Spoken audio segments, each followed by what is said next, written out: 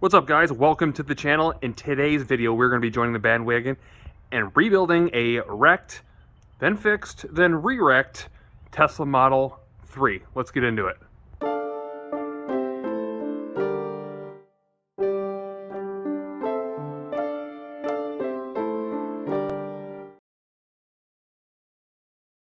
Alright, so jumping into it, a lot of you guys are looking at it saying, well, how's it really wrecked? Well, you haven't really seen the whole thing. We're going to walk around this thing, we're going to pick everything out, we're going to figure out what is exactly wrong with it, but just to give you a visual, it's not pretty. So what we're going to do is we're going to be rebuilding a lot of this underneath this carport that you can see we're in because I can't get it into the shop. Mostly because I can't even hardly move it, and part of the reason is because I don't have a key. So for those of you that are thinking about doing something like this, just know that without a key, you pretty much can't do anything. And I'll kind of explain to you kind of how to go through all that and how to get some of that stuff. So stick along and join the adventure because this is going to be an interesting one, and I don't know if I can handle it. Alright, so the first thing I want to do is I want to walk around this thing again. I want to point out exactly what the obvious parts are that this car is needing. As you can see, the windshield is destroyed. I didn't see that in the auction pictures. So that's like an $1,800 no-no. I wish I would have known about. Hopefully we can find one cheaper. We're going to do the best that we can to figure out exactly how to get parts as cheap as we can. So stick around, like I said, you know how I do it. We're going to find the best way we can at the cheapest rate. But anyways, the windshield you can see is bad. Looking at the front bumper, we got a little bit of damage on the bottom here. I think I might be able to fix that. I won't know until I get into it, but I'm darn sure going to try. You can clearly see that it needs a headlight and more so a fender. Obviously the wheel is destroyed and not where it's supposed to be, so there's going to be some internal stuff we'll have to look at there. As you can see, the mirror, well, I don't think I have to say much about that. I don't think that's supposed to be like that. Door on the front, door in the rear, rim in the rear, reflector, a little bit of damage on the rear bumper, which is, I think, pretty easily fixable. And then I'm going to do my best to try to fix that quarter. I don't know how easy it's going to be, but we'll get into it. So that is kind of the majority of the damage of this vehicle. Obviously, if I go ahead and open the doors, you're going to see that, well, we have some airbags. Yeah, so we got one there, two there, three there, four there, five there. And I don't know if the back ones are separate, but then it would be 6 and 7. I think those are part of the front and rear, but we'll kind of get into that as we go. But you can kind of see what we're working with here. Now, the background of this car is, it's kind of tricky because it was wrecked with the exact same damage that it has right now when it was like a month old. And then they had it fixed, and somebody did the damage again. I don't know how. I don't think it was the same person, but they managed to do the same kind of damage. Looks almost like they hit a curb. I don't know exactly what they did, but that's kind of what it looks like. And maybe a train. I don't really know, but they screwed it up. So one of the cool things about that is it was a rebuilt title initially because from what I read, the insurance companies, anytime there's more than like a little ding in these cars, they total these cars out, something to do with the battery. I don't know the truth to that, but that's kind of what I read. So if that is the case, the first time wasn't quite as bad as the second time. But the good part about that, a lot of times after the person has had the salvage inspection done and rebuilt it, even if it is wrecked again and considered salvage, a lot of times the title will still say rebuilt. And where that is kind of good is that you can find parts cheaper if you don't have to provide the VIN. Obviously getting them from a good source because you don't want stolen parts. But you can usually get stuff a little bit cheaper. And you don't have to do the inspection, so we don't really have to worry about that. And that's kind of what I'm looking forward to because it takes a lot of time out and it takes forever to get in with the State Highway Patrol to get that done, so I don't want to do that. Let's talk a little bit about the key, though. As far as the key, if you're unfortunate like me and you didn't get a hold of the previous owner and you can't get them to unclaim this car, which is kind of a digital well-being thing inside the dash right there, you can still get around that, but you, again, will need a basically your smartphone to be able to put it in the console there and then claim the vehicle. In addition to your smartphone, you are going to need some documents like a title, registration, something of that nature that is in your name that is showing that you actually have ownership before the car will allow you to take ownership of it. So unfortunately right now I'm still waiting on the insurance company to send that to me. So we'll kind of see what that entails. Obviously I'll have to pay the taxes and all that and get the title put in my name. But once we could do that, we should be able to get a key. At this point, without a key, you can't do anything. You cannot charge the car, you cannot move the car, you cannot do anything. And that's kind of frustrating, obviously, which is why we have to do a lot of this work out here until this stuff comes in. I don't know how long it's going to take. I'm hoping it's fairly quick because I don't like to prolong projects much. You guys kind of know that I like to get those projects out one after another, each video. So I'm really kind of hoping that that works that way. But moving forward, I do need to take some of this stuff apart up front to see exactly what all needs ordered. So the body stuff is kind of obvious. We'll get into that. That's just like any wrecked car, with the difference that they think Tesla is some kind of premium brand, which it does have a cool premium feel, but it's definitely cheap as far as build quality and the materials that are used. So I say that with a grain of salt. Don't anybody take that to offense. I know that anybody that owns one of these cars can say the exact same thing. If you sit in it, you know the leather's not leather. You know the materials aren't necessarily the highest quality. So it is what it is. But I do like the car, and I'm not a Tesla hater.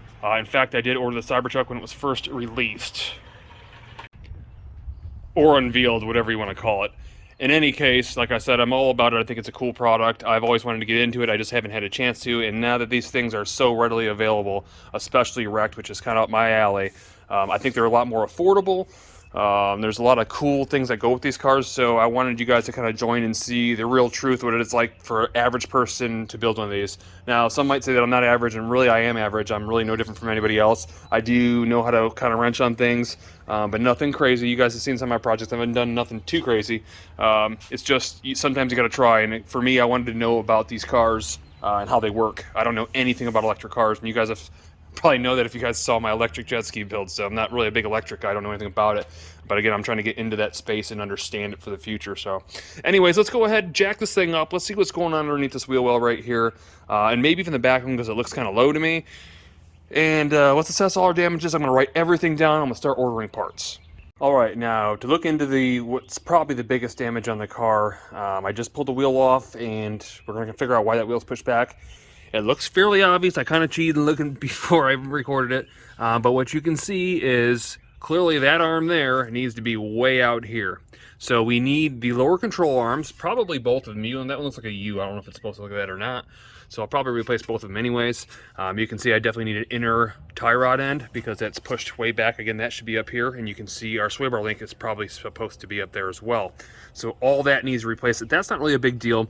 The other part of it here is the control arm, or well, I don't know what the hub or whatever this thing is called. This thing's okay, but you can see the upper ball joint. It's not where it's supposed to go. So we need an upper A arm. So upper A arm, 2 lower control arms, inner tie rod. That looks like everything in the front here. I did dig this back, and I didn't see any damage really into the body, so that's freaking awesome. And then I do see some plastic bits in there. The fog light looks like it could be cracked, but that's definitely repairable if the lens isn't shot. I don't think it is. So we're working pretty well right there. And then a little bit of inner structure damage there. That is nothing. That can be bent out with pliers. That's literally nothing. And then you'll see right there, that is the front bumper reinforcement. That will probably need replaced. A lot of times people can bend them back, but because it's aluminum, I don't necessarily trust that you really need a non-bent aluminum piece to be able to absorb the impact like it's supposed to. So that'll probably get replaced. So you got to get an idea what's needed there. Looking in the back, I haven't looked here yet, but since the front is up, maybe we can get a better idea. Not really. I can't see. This thing has a shock. It looks... I can't tell if that's bent down or not. In comparison to the other side, it looks like it might be, but I won't know until I can get this thing up in the air. But something is obviously keeping this thing down. Even though it looks like it's lifted right now, it's only because the front's jacked off the ground. That thing is like lowered, like slammed. So I'll look into that. But for right now, I'm going to go inside, I'm going to do a little research, and I am going to order a bunch of parts. Alright guys, so after doing some research just on this front corner, I wanted to come back out and take a look at things a little bit deeper. What I did realize is that some of these parts actually don't look bent. And I think, and I could be wrong here, but I think that this tie rod is what's really pushing this thing back right now, since it has no way to hold itself straight in the top. The back is being forced back by this. I think if I pull on it, that looks to be the only thing that's holding back. So I'm going to go ahead and pull this ball joint off right here. I'm going to see if this thing pulls forward. And if these parts aren't bent, I won't order it. But I did find a whole kit that has the full lower and upper control arms and tie rod ends, both ends, for the entire car for like under 450 bucks. I think that's a really, really fair price. But I don't want to order it yet until I know for sure that these pieces are bad. So I'm going to go ahead and pop that thing out real quick, and we'll see if things pulls out to where it's supposed to be.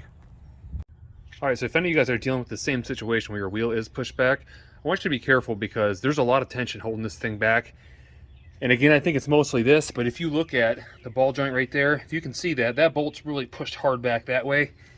And even this large mallet isn't hardly getting this thing loose. It's really got a lot of tension. This thing looks like it really wants to swing back forward. So if that really has all this tension of everything wanting to pull that back forward, that thing might go hard that way and that thing might go hard this way, and you do not want your hands in there because you won't like it. So I'm trying to be careful. I've got it out a ways, as you can see, and I'm continuing to pound it, as you can kind of see the marks on the outer tie rod end there. But I just wanted to bring it up. Be very careful if you're doing that because, well, you could get seriously hurt.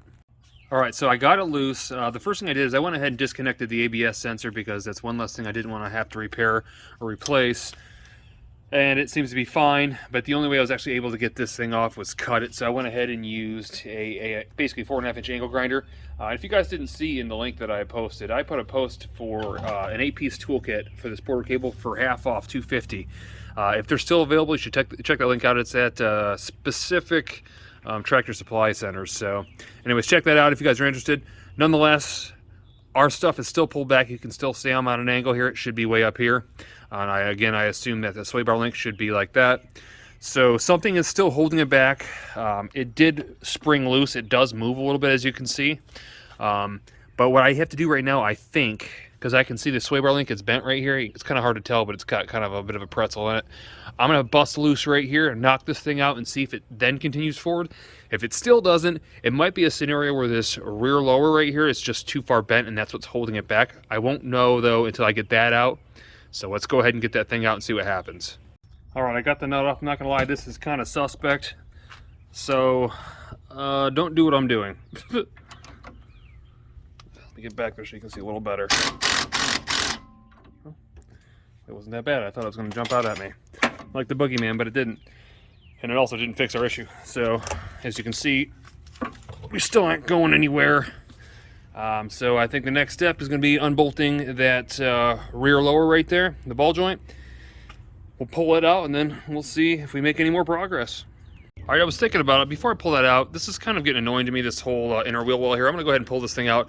I'm pretty sure, again, it's salvageable because it's plastic. It could probably be heated up and bent back to shape. We'll get into that when we get to that. But again, I'm going to rip it out of the way because, well, it's annoying. All right, voila, there it is. It's out. And with that said, we can see a little bit of hidden damage that we couldn't see before. First thing I noticed is this is a coolant line. It is supposed to go to something. I don't know what, but it's not supposed to be sitting open, and it was leaking a little bit of coolant. Every once in a while, if you can hear that, there's some sort of pump running in there, and I imagine it has something to do with the coolant. Don't know for sure, but I know that it shouldn't be open like you see right there, so we'll address that here shortly. I did notice we looked down on the knuckle right here. You do have a little bit of damage. I also noticed some damage on our subframe right here. Now, I don't know how bad that's twisted. I may have to take apart the other side to compare. I don't know how big of a deal that is. You can clearly see it clearly unbolts from the vehicle. It doesn't look like anything like a gasoline engine. It looks like a few bolts on each side and things should drop. And given the fact that it's rear-wheel drive, it's not all-wheel drive since this is a standard plus model. I don't think it would be a big deal if we had to replace it, except it might hit the pockets, which we don't want. And so we're going to continue trying to work on this thing to see if I can straighten it out. If not, we'll look into having that subframe fixed or replaced. But for now, again, we're going to move forward and take off this ball joint right here and see what we can do about getting this thing lined up. All right, guys, so things are looking somewhat promising. So I went ahead and looked at the other side. The sway bar link actually does sit back at an angle. It's not straight up and down, which is good. I popped obviously the lower out, and you can see that this wheel, well, it's going to be hard to tell from there, it's kind of back where it's supposed to be. If I go ahead and look at the difference in distance as to where that rear lower control arm is, and then you look at this picture up above, you'll see it's not supposed to be shaped like a macaroni noodle. So even though it doesn't look like it was actually bent, it looked like it came that way, it's not the shape it's supposed to be. So before I get ahead of myself and worry about that little bit of subframe damage, I'm going to go ahead and order this rear lower. Now, it is not cheap, and I haven't found this one by itself anywhere for an aftermarket part. So like a Dorman, which is strange, is also aftermarket, is like over $300. But again, I can get the whole kit for the entire car for $4 something. So knowing that I need this, and I definitely needed this, why not just go ahead and order the $450? So that's probably what I'll do. And that'll give me spare parts if they ever wear out in the future. They may not be as good as OE. We'll see how that comes. In general, that's kind of the way it works. I mean, you buy like stuff from your local auto parts store, it's never the same and never the same quality as OE. I don't know Tesla, but I can tell you with like Ford or any other brands, it's never the same quality. So always buy OE if you have the choice. In this case, I don't know what OE costs because I can't even get a hold of Tesla when I call them in my local store. So I'm not really sure in my local dealership. So I'm gonna have no choice but to buy aftermarket ones. So nonetheless, I'll quit talking.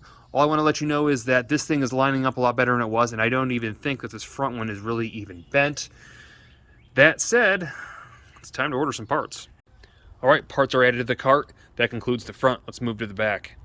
All right, so the back wheel is now off, and the only thing I can see damaged on the suspension would be the actual shock. You'll see at the base right there, if it'll focus, has been dented and looks like it's almost kind of bent inward. More importantly, there's always hidden damage. So what I want you to look at is the oil that's on the ground there. Now, why would oil come from an electric car? Well, if I look down in there, I see an oil filter, right? That's for the motor.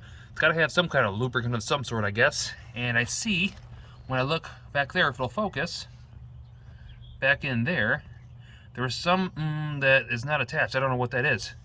The problem is, if I look farther back in there, back in, if I can get there, right there, that is the mount for the motor tab, and it's broken half. That's not good. Now, I'm not too concerned about it because we got an aluminum welder, and I'll weld the crap out of that thing if I have to. Maybe not. But I'm not going to get to that yet because that's more of a mechanical side. Right now, I need to get the suspension and steering and everything dialed in as far as how the stance is moving. And I think for that, today's video is going to be a wrap, guys. I hope you enjoy this content. For those of you that really know Tesla out there, definitely leave some comments below. Let me know what I'm doing, if it's right or wrong, or maybe some insights that you have if you've worked on these things. I know there's a lot of people that have worked on Teslas out there. I'm just trying to be as transparent as possible, show you every little thing, show you how I fixed it, and show you exactly what it cost if you were to do the same thing. So I hope you guys liked the content. If you did, throw that thumbs up. And if you're not already, definitely click that subscribe button. You'll get these notifications right when they come out, when the videos are posted. And I'll see you on the next one.